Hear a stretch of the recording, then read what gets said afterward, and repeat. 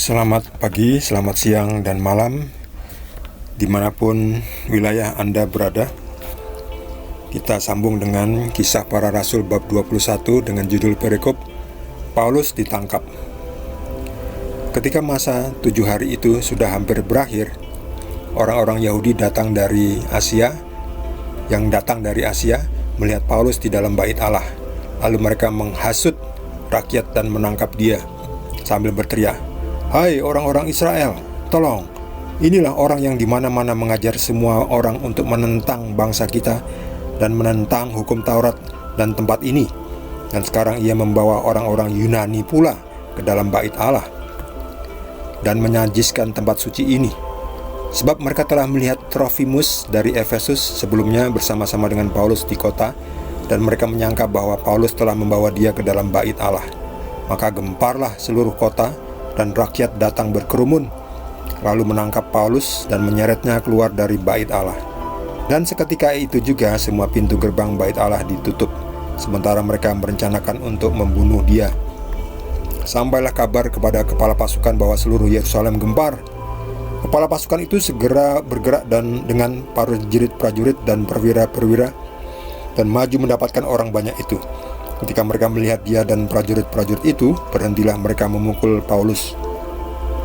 Kepala pasukan itu mendekati Paulus, menangkapnya dan menyuruh mengikat dia dengan 2 rantai, lalu bertanya, "Siapakah dia dan apakah yang telah diperbuatnya?" Tetapi dari antara orang banyak itu, ada yang meneriakkan kepadanya ini, ada pula yang meneriakkan itu.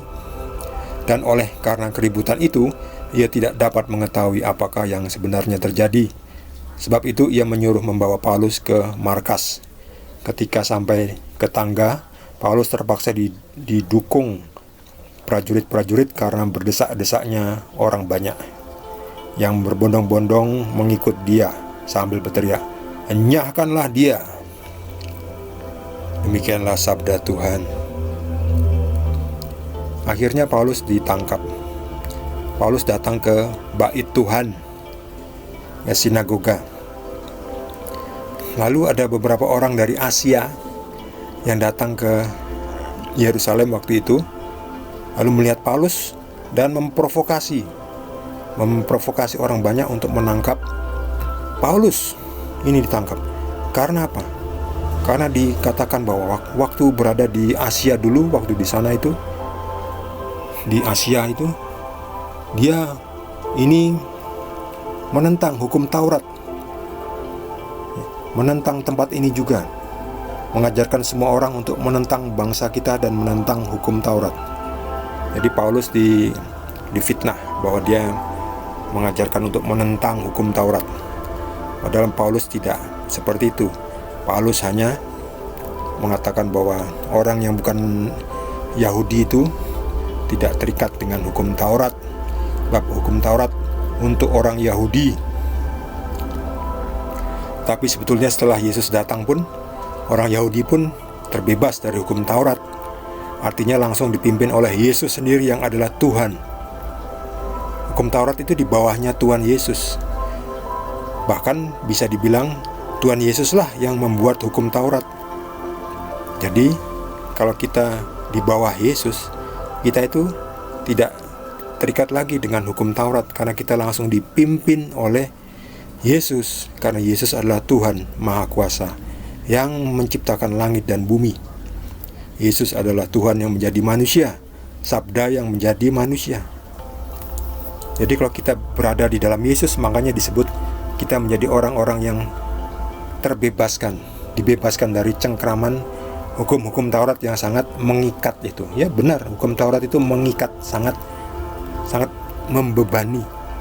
Bayangkan banyak sekali aturan dalam hukum Taurat itu. Gak boleh ini, gak boleh itu. Sementara Yesus datang untuk menggenapi, menyempurnakan. Bukan berarti menghilangkan hukum Taurat, tetapi menyempurnakan. Artinya apa? Hukum Taurat itu mengajari untuk menghukum orang bersalah. Yesus menyempurnakan. Daripada menghukum, bukankah lebih baik mengampuni? Jadi mengampuni itu di atas dari menghukum. Jadi kalau bisa mengampuni, ampunilah. Sebab dengan kuasa Tuhan kita beri kekuatan untuk mengampuni. Memang mengampuni itu susah, apalagi kalau kita dirugikan. Kalau kita dirugikan itu susah sekali mengampuni. Dianiaya, dipukul, difitnah, ya susah ya mengampuni. Tapi ajaran Yesus yang mengampuni. Kuat gak kuat, kita akan dikuatkan oleh Yesus. Kita akan mengampuni. Sebab kalau mau mengikuti hukum Taurat, isinya penghukuman. Melanggar ini dihukum, melanggar itu dihukum. Yang berzina dihukum rajam, dilempari batu sampai mati, dan sebagainya. Itulah hukum Taurat. Yesus mengajarkan hukum yang lebih tinggi, yaitu hukum kasihilah Tuhan Tuhanmu, Tuhan Tuhanmu. Juga kasihilah sesamamu manusia, termasuk di dalamnya adalah mengampuni. Jadi mengampuni itu bagian dari mengasihi. Mengasihi itu di atasnya hukum Taurat. Artinya sebuah hukum itu kan ada jenjangnya. Jadi hukum yang di bawahnya itu harus tidak boleh melanggar hukum yang lebih tinggi di atasnya. Istilahnya kalau kita itu punya undang-undang dasar, lalu di bawahnya ada undang-undang, lalu ada peraturan-peraturan daerah. Nah, peraturan-peraturan di bawah ini nggak boleh melanggar peraturan yang paling tinggi di atasnya. Harus mengacu. Yesus adalah Tuhan yang menciptakan aturan. Yesus juga boleh mengubah aturan itu. Karena Yesus Tuhan, Yesus berkuasa. Tetapi orang-orang ini tidak mau. Karena mereka tidak kenal Yesus. Susah dikasih tahu. Susah dikasih tahu, masih bisa diberitahu. Mungkin hanya butuh waktu. Yang yang tidak bisa itu malah yang tidak mau. Sebab yang tidak mau tahu, tidak mau percaya itu tidak bisa ditolong. Sebab mereka sudah membuat pilihannya sendiri, yaitu tidak mau percaya. Diberikan bukti apapun juga tidak mau percaya. Karena memang mereka tidak mau. Mau minta data seperti apapun mereka tetap tidak percaya. Karena mereka tidak mau. Jadi kita capek-capek memberikan data itu, mereka tetap, apa ini? Apa itu? Tetap saja nggak percaya, karena mereka nggak mau. Orang yang nggak mau itu nggak bisa ditolong. Lalu setelah Paulus dipukuli, hampir dihukum mati, ini karena hampir mereka berencana untuk membunuh dia. Pintu gerbang bait Tuhan sudah ditutup, mau siap dieksekusi. Tapi untung mungkin ada orang-orang yang beritahu polisi, beritahu tentara. Waktu itu adanya adalah prajurit-prajurit Romawi ini. Ada yang memberitahu prajurit-prajurit Romawi.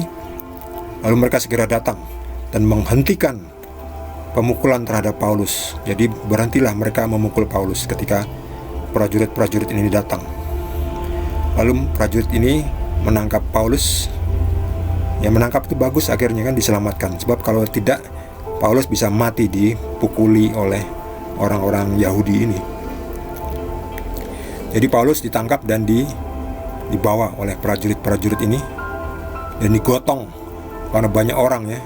Sementara Paulus mungkin juga sudah babak belur, jadi harus digotong, dibawa ke markas prajurit. Sekarang namanya markas polisi, markas tentara dan sebagainya. Digotong.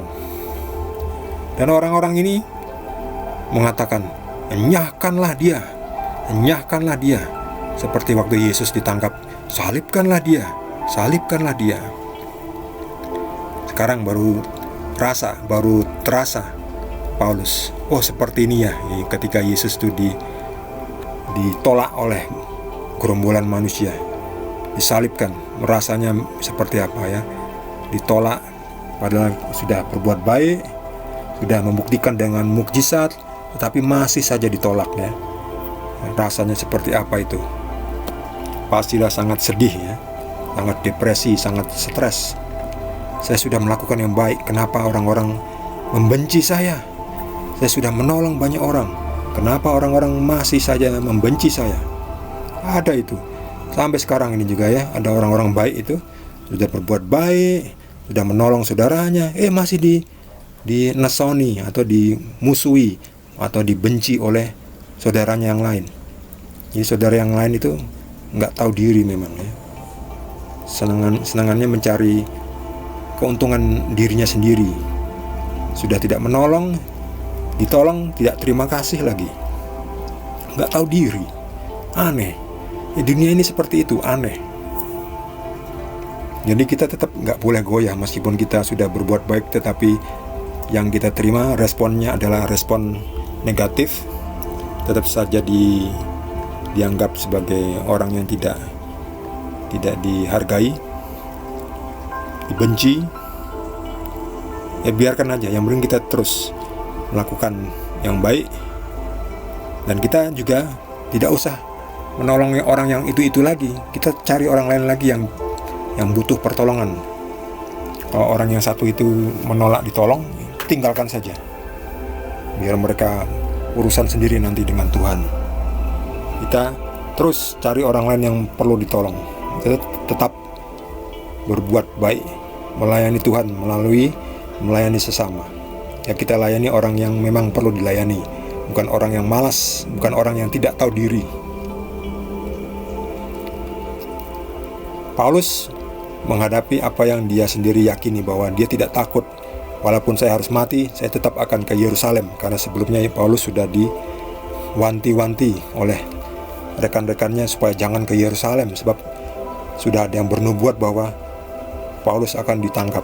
Dan benar terjadi, Paulus ditangkap. Tapi ya sudah, itu sudah bagian dari pelayanannya Paulus. Lalu bagaimana dengan kelanjutannya? Kita ikuti lagi cerita dari Kisah Para Rasul di perikop berikutnya. Jadi pastikan, bagi Anda yang belum subscribe, jangan lupa di subscribe dan juga di like. Kita akan lanjutkan di video berikutnya, masih dari Kisah Para Rasul. Terima kasih. Tuhan Yesus berkati kita semua.